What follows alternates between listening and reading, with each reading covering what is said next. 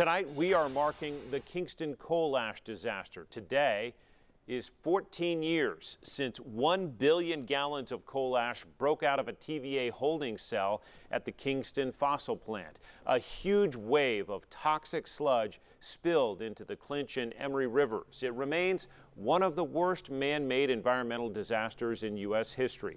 More than 200 workers had to clean up that coal ash full of harmful chemicals. 10 News reporter Jacinta Render spoke to people who are still suffering more than a decade later, and we are seeing tributes along highways in East Tennessee to those workers. Jacinta?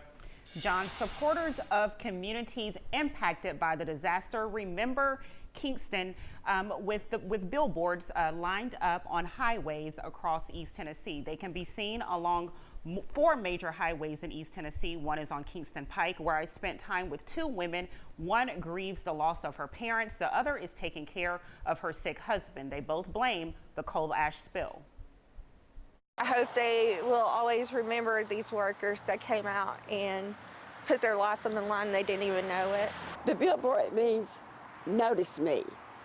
Think what happened back in 2008. Jessica Waller and Betty Johnson hope people reflect on the Kingston coal ash spill as they drive by the Remember Kingston billboards. They were created by allies of the workers who had to clean up the spill. Johnson's husband, Tommy, was one of them. She claims it made him very sick. I retired to take care of my husband because he has these spells where he passes out.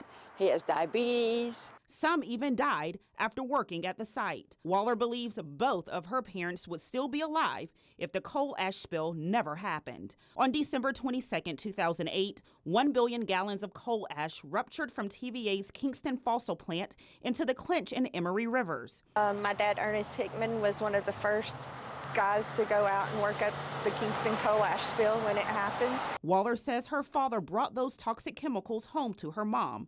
For many years, their health declined. They both died a few years ago. I was angry.